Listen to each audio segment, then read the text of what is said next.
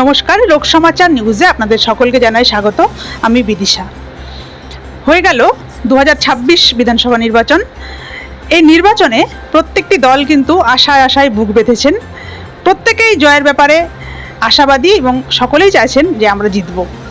আমরা এই মুহূর্তে কিন্তু রয়েছি দক্ষিণ দিনাজপুর জেলার তৃণমূল রাজনৈতিক দলের অন্যতম একজন রাজনৈতিক ব্যক্তিত্ব সুভাষ চাকি স্যারের সঙ্গে। তার কাছে আমরা জানতে চাইব যে তিনি জয়ের ব্যাপারে ঠিক কতটা আশাবাদী। স্যার কেমন আছেন? হ্যাঁ, ভালো আছি। দেখুন, আমি বলি কি, আমাদের এই জেলাটা 6টা বিধানসভা। 6টা বিধানসভার মধ্যে আমাদের কুসুমন্ডি, হরিরামপুর, কুমারগঞ্জ আমাদের জেতা সিট। আমরা সামান্য ভোটে 1200 সামথিং ভোটে আমরা 21 সালে তপনে হেরেছিলাম। আর বালুরঘাটের সিটে আমরা প্রায় 14,000 সামথিং ভোটে হেরেছিলাম। আর গঙ্গারামপুরে আমরা 3,500-4,000 ভোটে হেরেছিলাম। ভোটার বেড়েছে ইতিমধ্যেই, 5 বছরে ভোটার বেড়েছে।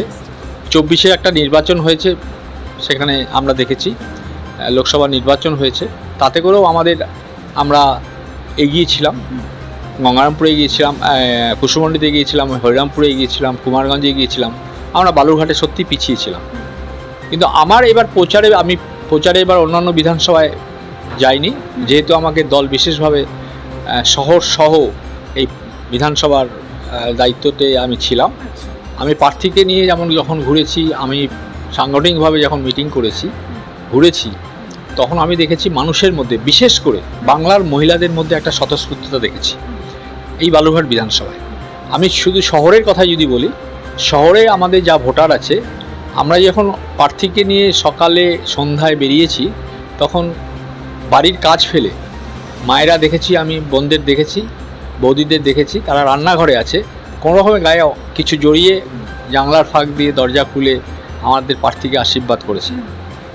আমি মনে করি মানুষের যে সাড়া ছিল, সারা পশ্চিমবাংলার সঙ্গেও এবার বালুরঘাটে, বিশেষ করে বালুরঘাটে আমার প্রার্থী, আমার দলের প্রার্থী শ্রীমতী অর্পিতা ঘোষ জিততে চলেছে।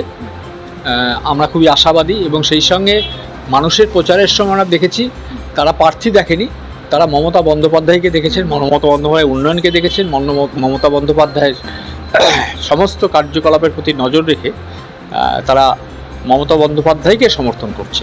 স্যার, এই যে বললেন কিছু সিটে আপনারা অল্পের জন্য জিততে পারেননি, সেই সিটগুলো কি এবার পুনরুদ্ধারের সম্ভাবনা রয়েছে? দেখুন, বাংলাকে দখল করার প্রক্রিয়াটা দীর্ঘদিন থেকে শুরু হয়েছে।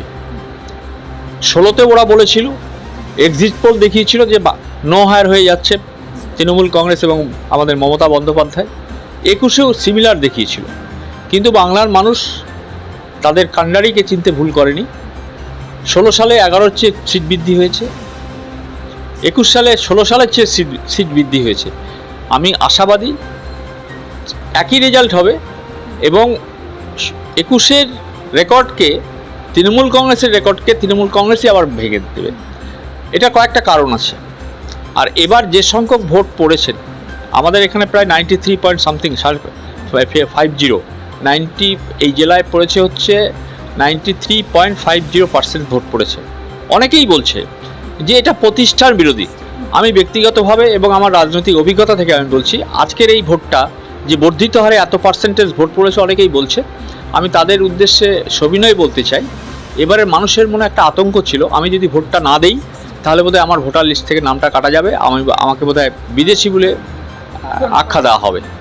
তো এই জায়গা থেকে যারা পরিযায়ী শ্রমিক বা বিভিন্ন ভারতবর্ষের বিভিন্ন আনাচে কানাচে যেখানে যারা কাজ করতেন, তারা কিন্তু অলমোস্ট 99% মানুষ এসে ভোট দিয়ে তারা ফিরে গেছেন বা ফিরছেন। বিরোধীরা বলছে যে পরিযায়ী শ্রমিক যারা রয়েছে তারা অ্যান্টি সরকার ভোট দিতে চলেছে, এরকম তাদের ধারণা। আপনি কি বলবেন?